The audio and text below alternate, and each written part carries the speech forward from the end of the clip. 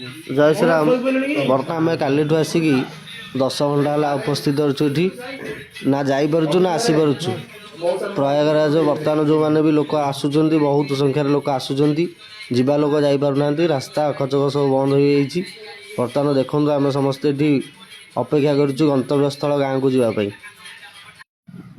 मोर सांग बंधु बिजु अच्छा देखो बर्तमान से कौन कहते शुणु टे।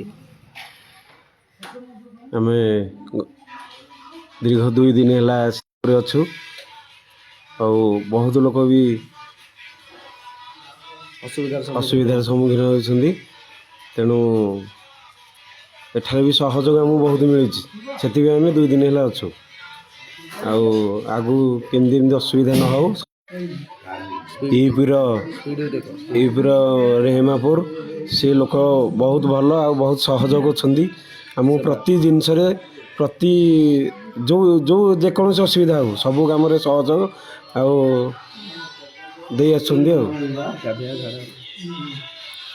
आमती कि पानी पीवा चा जलखिया दीपर खाइबा सबू किसी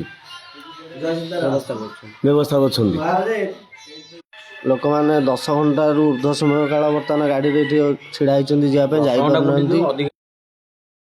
प्रायगर रेहमापुर लोक मैंने हेले आमर भगवान भगवान ठू बड़का तांको सेवारे आमे बहुत खुशी।